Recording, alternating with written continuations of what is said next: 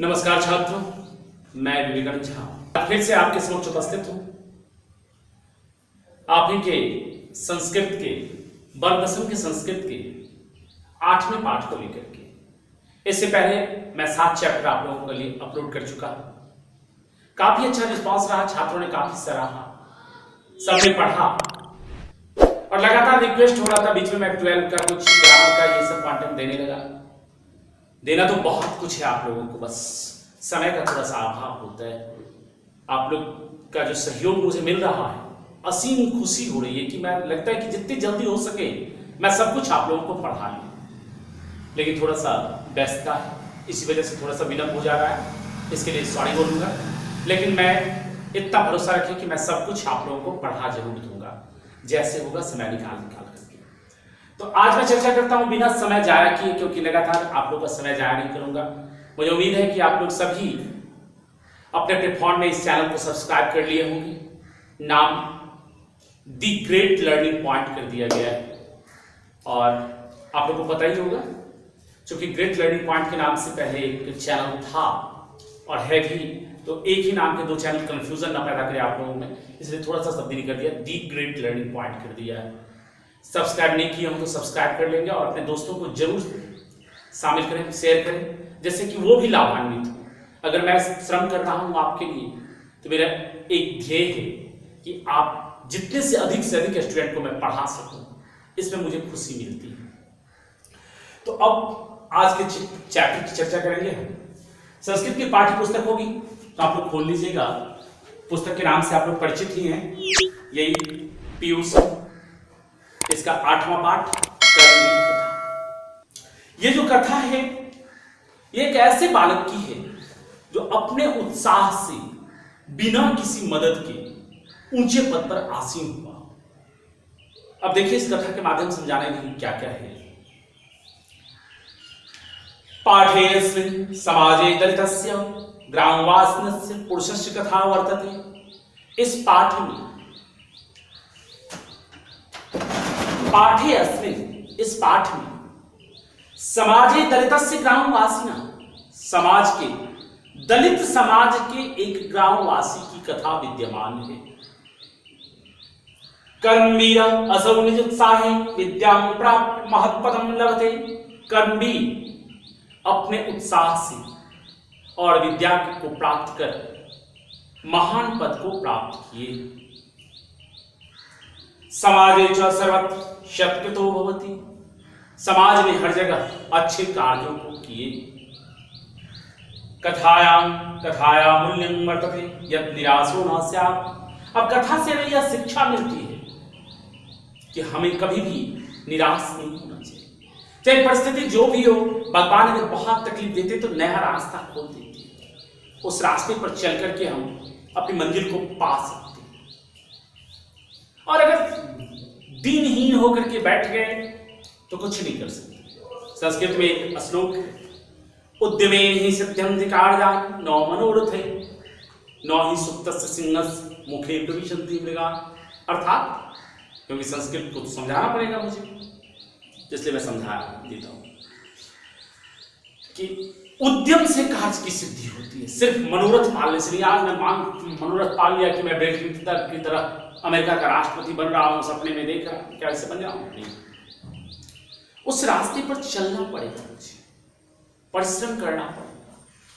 अब ये तो अलग बात है कि अमेरिका का मैं नागरिक नहीं हूं, वहां का राष्ट्रपति तो कभी नहीं बन सकता, लेकिन भारत में अगर ऊंचे पद को प्राप्त करना तो वो मैं कर सकता हूं। लेकिन कैसे? कर्म करके। जैसे जंगल में सिंह सबसे शक्तिशाली जानवर होता है, क्या उसके मुंह में, सोए हुए मुंह में शिकार चला जाए?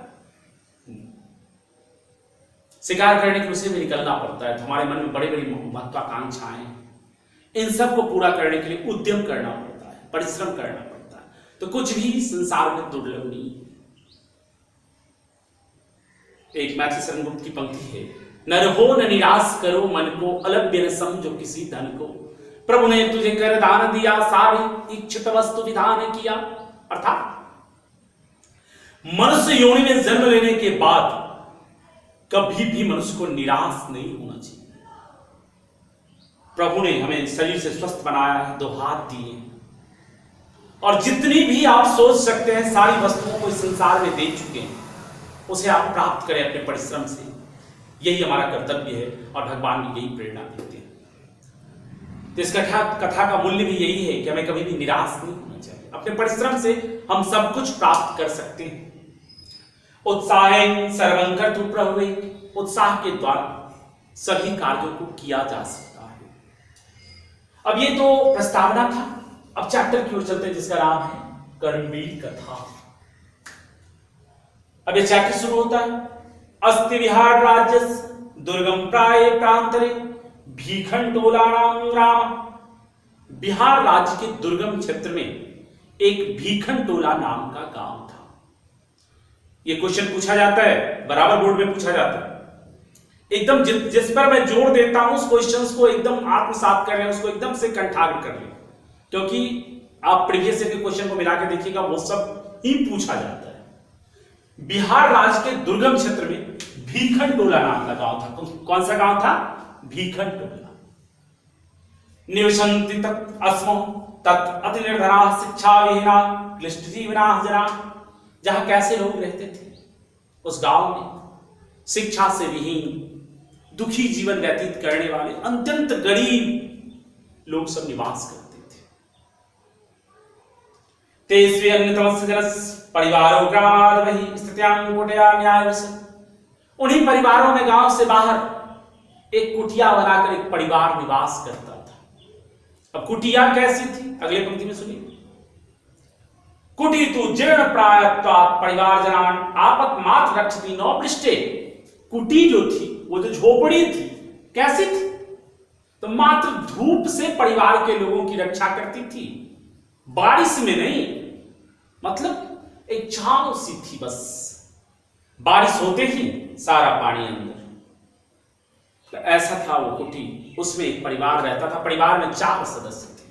अब कौन कौन थे उस पर मैं जिक्र करते हैं आपकी किताब से। मैं अभी सारांश कह दूं तो आप किताब की पंक्ति को नहीं समझ पाइएगा। यूं तो मैं सारांश समझा ही दूं और बाद में भी समझाना ही पड़ता है, तो पंक्ति के माध्यम से। परिवारे स्वयं स्वामी तस्य भार्या तयोर एकः पुत्र कणयसि द्विता चेत्यास।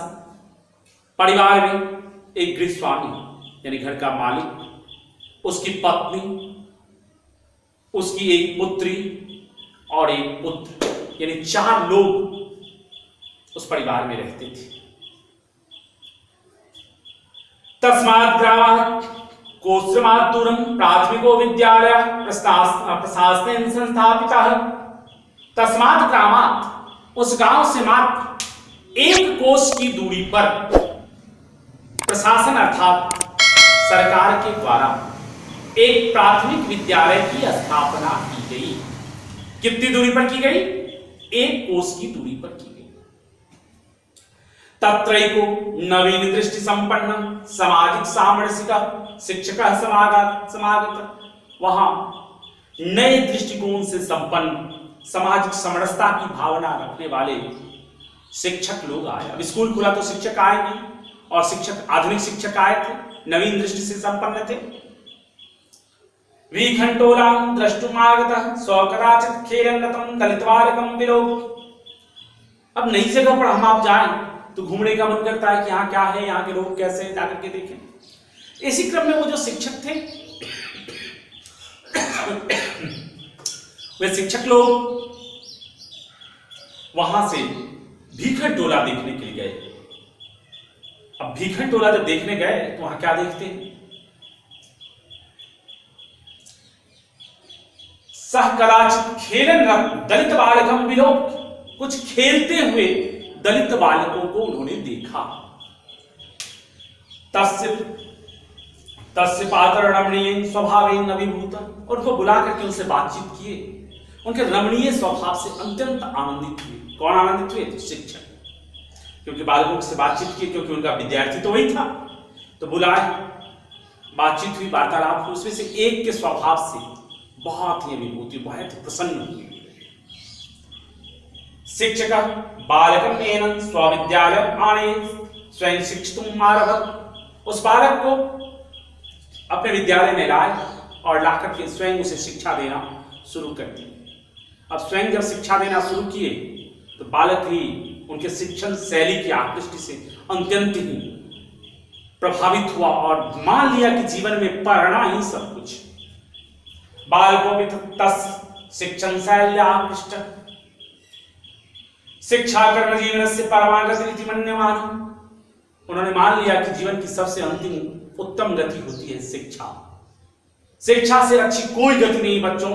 शिक्षा हर जख्म का मरहम, जहां आप सोच सकते हैं, जो सोच सकते हैं, जो चाहिए आपको जीवन में, आप छात्र हैं, एक ही माध्यम है उसे प्राप्त करने का, वो है शिक्षा। सब कुछ मिलेगा। शिक्षा से इतर किसी क्षेत्र में जाइएगा, एक मिलेगा दूसरा खो जाएगा, लेकिन एक ऐसा सेक्टर है जहां सब कुछ मिलता है। ये मान लिए अभी तक नाम नहीं आया है कर्मवीर का, लेकिन वो जो बालक है वो मान लिया कि जीवन में पढ़ना ही उत्तम गति है, और यह मान करके मन्यमान निरंतरम मध्य वयासे विद्याधिकम निरतो अभवत्। यह मान करके हमेशा विद्या के अध्ययन में निरत हो गया, विद्या के अध्ययन में लग गया, हमेशा पढ़ाई शुरू कर दी। क्रमशः उच्च विद्यालय गतस्यै शिक्षकस्य अध्यापने स्वाध्यवयसेन च प्रथमं प्राप्त। निरंतर अभ्यास से, शिक्षकों के मार्गदर्शन से उच्च विद्यालय में प्रथम स्थान को प्राप्त किया, अर्थात फर्स्ट क्लास से पास हुआ। उस समय फर्स्ट क्लास होना बहुत बड़ी बात थी। आज तो सभी लोग फर्स्ट क्लास करते हैं। आजकल परसेंटेज की बात हो गई है कि 80% से अबव आया तो अच्छा स्टूडेंट है, 80% से बिलो आया तो अच्छा स्टूडेंट नहीं है। लेकिन उस समय फर्स्ट, सेकंड और थर्ड की चर्चा थी। फर्स्ट क्लास जो पास करता था, कहा जाता था नहीं ये बहुत अच्छा स्टूडेंट था इसलिए फर्स्ट डिवीजन से पास किया। हम लोग भी अपने मन में पाले होंगे कि अब 4-5 महीने में बोर्ड एग्जाम होने वाला है और एग्जाम में कैसे भी करके 80% मार्क अचीव करें। ये एक टारगेट होना चाहिए, मेरा एक गोल होना चाहिए कि फिलहाल 450 मार्क क्रैक करना है। जब ये हम अपने दिमाग में एडजस्ट कर लेंगे ना तो अपने आप सब कुछ आने लगेगा। अब आगे चलिए। छात्राणां अध्ययनं तपः इति भूयो भूय स्वविद्यागुरुं उपदेश अधिष्ठितो बालकं पितृर्थाभावे अपि छात्रवृत्त्याः गणेश छात्राणां शिक्षण लग्नेन तनेन च नगरते महाविद्यालय परिसम्मोहनव। अब वो गरीब छात्र था, लेकिन जीवन में मान लिया कि छात्रों के लिए अध्ययन ही तपस्या है। यह सोच करके पिता के अर्थाभाव को देखते हुए भी अपने शिक्षकों की प्रेरणा से नगर में जाकर के महाविद्यालय में प्रवेश प्राप्त कर लिया। महाविद्यालय था, कॉलेज में नाम लिखा लिया। तत्रापि गुरुणां संसप्तं पुस्तकालये स्ववर्गे च सदा चेतसा आकृतकालाचि स्वाध्यायनिरतो अभवत्। अब वहां पहुंचा तो वहां के जो शिक्षक लोग थे उनके प्रिय हो गए। क्यों हो गए? पढ़ने वाले छात्र हमेशा शिक्षक के प्रिय हो जाते हैं। कहीं भी आप देखिएगा जो पढ़ने में मेधावी होगा, टीचर उससे जरूर प्रेम करते होंगे। टीचर आकृष्टि में आ जाता है टीचर के करीब। शिक्षक को क्या चाहिए? पढ़ने वाला छात्र, और छात्र को क्या चाहिए? पढ़ाने वाला शिक्षक। यही अनुनाश्रय संबंध है। शिक्षा एक त्रिध्रुवी क्रिया होती है बच्चों। एक तो शिक्षक, दूसरा छात्र और तीसरा विषय वस्तु। जैसे मैं पढ़ा रहा हूं, आप पढ़ रहे हैं और संस्कृत को पढ़ा रहा हूं। ये त्रिध्रुवी क्रिया है जो आनंद महोदय ने कहा है। ये तीनों जब उपस्थित रहेगा तभी अध्यापन हो सकता है। तो अब वो क्या करते थे? महाविद्यालय के पुस्तकालय से पुस्तकों को निकाल करके स्वाध्याय में रत रहते थे और जो कुछ दिक्कत होती थी वो अपने शिक्षक से पूछ लेते थे। तत् स्नातक परीक्षा विश्वविद्यालय प्रथम स्थानम वा स्व महाविद्यालय ख्यातिम वर्धयत्। लगातार श्रम करने के बाद विश्वविद्यालय की परीक्षा में पूरे विश्वविद्यालय में प्रथम स्थान प्राप्त करके अपने महाविद्यालय की गरिमा को बढ़ाए। यानी कि यूनिवर्सिटी में, पूरे यूनिवर्सिटी में फर्स्ट किए।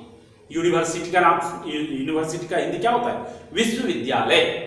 पूरे यूनिवर्सिटी में वो टॉप की, जिसको कहना होता है जैसे बिहार बोर्ड अभी कोई टॉप करता है, कहता है पूरे बिहार में टॉप किया, वैसे वो पूरे यूनिवर्सिटी में टॉप की। अब क्या था? वो गुमनाम सा बालक का नाम हर जगह सुना जाने लगा।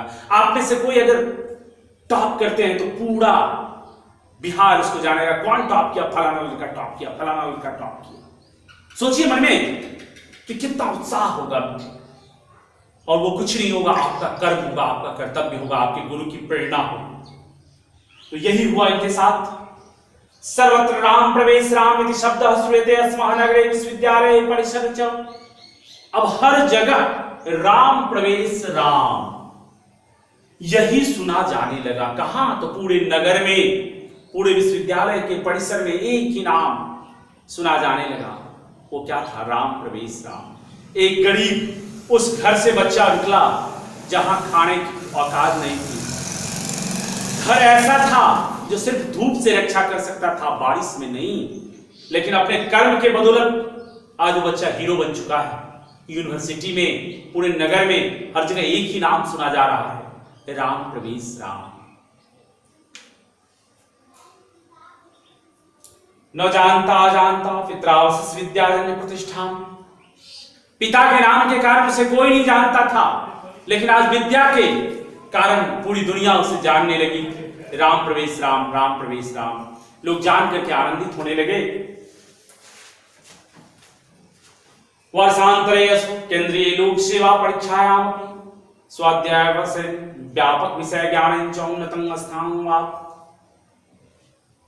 वर्षांतर, कुछ वर्ष के बाद केंद्र अपने व्यापक विषयों के ज्ञान के कारण वह केंद्रीय लोक सेवा की परीक्षा में अच्छे स्थान को, ऊपर के स्थान को प्राप्त किया, उन्नत स्थान को प्राप्त किया। यह भी क्वेश्चन बनता है कि कहां प्रथम स्थान पाए थे? विश्वविद्यालय में प्रथम स्थान पाए थे। उन्नत स्थान कहां पाए थे? तो केंद्रीय लोक सेवा की परीक्षा में उन्नत स्थान को पाए थे। अब केंद्रीय लोक सेवा की परीक्षा यूपीएससी जिसको अंग्रेजी में कहते हैं, जिससे आईएएस चयन किए जाते हैं, आईपीएस चयन किए जाते हैं, आप लोग जानते हैं, भारत की सबसे बड़ी परीक्षा है। उसमें एक साक्षात्कार भी होता है जिसको कहते हैं वाइवा या ऑरल टेस्ट, इंटरव्यू भी कहते हैं कुछ लोग। साक्षात्कार समिति सदस्य व्यापकेन्यानि तत्रापि तादृशे परिवार परिवेशे कृते श्रवणाभ्यासेन च परम पीतावहु। अब साक्षात्कार में वे लोग देखें इनके कि परिवार कैसा है, कितने गरीब परिवार से आया है और कितना पढ़ा है। इनके व्यापक विषयों का ज्ञान को देख करके वे लोग काफी अभिभूत हुए, काफी प्रसन्न हुए कि बालक निश्चित ही होनहार पास हुए। आज वर्तमान समय केंद्रीय प्रशासन में उनकी महान भूमिका है। कहा गया अद्य राम प्रवेश रामस्य प्रतिष्ठा स्वप्रांति केंद्र प्रशासन चौपटभूता वर्तते। आज राम प्रवेश राम की प्रतिष्ठा अपने राज्य में, कौन सा राज्य था? बिहार राज्य का कौन सा गांव? भीखनटोला। बिहार राज्य में और केंद्रीय प्रशासन में अत्यधिक है। तस्य प्रशासन क्षमता संकट काले च निर्णय सामर्थ्य सर्वेषां अवार्जके वर्तते। इनकी जो प्रशासन क्षमता है संकट के समय में और संकट के समय में निर्णय लेने का जो सामर्थ्य है वो सबों के लिए अनुकरणीय है, सबों के लिए मतलब अनुकरण करने योग्य है। नूनमसो कर्मवीरो व्यतीत बाधा प्रशासन केंद्र लोकप्रिय संजाता। निश्चय ही ये कर्मवीर अनेक बाधाओं को पार करता हुआ अपने स्थान को प्राप्त किया और केंद्रीय लोक प्रशासन में अपना एक उचित स्थान बनाया। सत्यम उत्तम, सत्य कहा गया है। पुरुष सिंहम उपैति लक्ष्मी। पुरुष जो है, उद्योगी पुरुष जो है, वह सिंह के मुंह से भी लक्ष्मी को निकाल लाता है, यानी संपत्ति को निकाल लाता है। तो ये बच्चों कथा थी। एक बार सारांश में कह देता हूं कि बिहार राज्य के दुर्गम क्षेत्र में भीखनटोला नाम का एक गांव था, जहां अति निर्धन, शिक्षा से विहीन, दुखी जीवन व्यतीत करने वाले लोग निवास करते थे।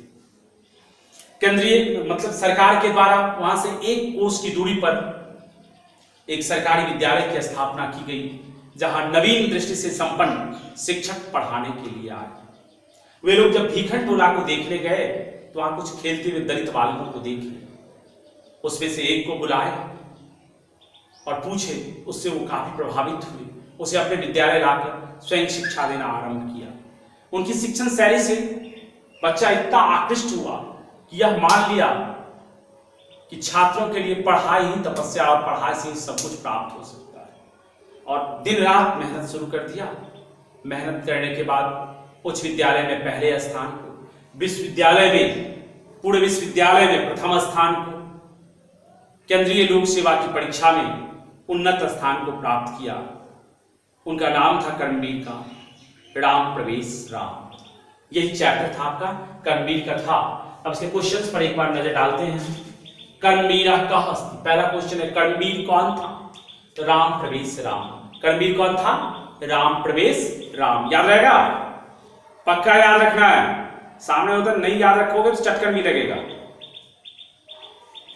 चलिए आप बहुत दूर हैं, मैं मार नहीं सकता, लेकिन बातों से तो मार ही सकता हूं यहां से। अगर अब भी याद नहीं रहता है इसका मतलब आप पे कहीं ना कहीं कमी है। ढंग से सुनिए, कर्मवीर कौन थे? राम प्रवेश राम। भीखनटोला ग्राम में शिक्षिका कल पृष्ठवाद। भीखनटोला गांव में शिक्षकों ने क्या देखा? तो कुछ खेलते हुए दलित बालकों को। क्या देखा? कुछ खेलते हुए दलित बालकों को। कर्मवीर राम प्रवेश पुत्र उन्नतम स्थान प्राप्तवान। कर्मवीर राम प्रवेश कहां उन्नत स्थान प्राप्त किए? उन्नत स्थान की चर्चा मैंने 3-4 बार की है। केंद्रीय लोक सेवा परीक्षा में। कहां पर प्राप्त किए? केंद्रीय लोक सेवा की परीक्षा में। केन कर्मवीर उन्नतम स्थान वा, किस के द्वारा कर्मवीर ने उन्नत स्थान को प्राप्त किया? स्वाध्याय के द्वारा। राम प्रवेशस्य ग्रामस्य नाम किम अस्ति? राम प्रवेश के गांव का नाम क्या था? तो भीखनटोला। क्या था? भीखनटोला, जो कहां पर है? बिहार राज्य के दुर्गम क्षेत्र में। भीखनटोला द्रष्टुम कहां आगता? भीखनटोला देखने के लिए कौन आए? नवीन दृष्टि से संपन्न शिक्षक। स्नातक परीक्षायां प्रथम स्थान वाप्तास कस्य ख्याति वर्धयत्। स्नातक की परीक्षा में प्रथम स्थान को प्राप्त करके किसकी ख्याति को बढ़ाए? अपने महाविद्यालय की। किसकी ख्याति को बढ़ाए? अपने महाविद्यालय की ख्याति को बढ़ाए। उद्योगिनम पुरुष सिंह का उपेत। उद्योगी पुरुष सिंह के मुंह से क्या निकाल करके लाते हैं? लक्ष्मी। यह आपका चैप्टर था। तो बच्चों आज के लिए धन्यवाद। फिर अगले अध्याय में हम लोग मिलेंगे। और जो आपके भाई लोग 12th में पढ़ रहे होंगे उनका हिंदी अभी अपलोड हो रहा है और बहुत सारा जीएस वगैरह और साइंस मैथ सबका क्वेश्चन आना है। पहले संस्कृत तो सिखा लें, तो आप लोग सब्सक्राइब कर लें और शेयर करें। 12 वाले भाइयों को बोलें जो आरटेट सीटेट इत्यादि की तैयारी कर रहे होंगे, बीटेट की तैयारी कर रहे होंगे, उनके लिए ग्रामर सेक्शन जा रहा है, उनको भी कहिएगा। और आप लोगों के लिए समास वगैरह अपलोड कर दिया गया है। सब धीरे धीरे हम अपलोड कर लेंगे। तो धन्यवाद, आज के लिए इतना ही बस।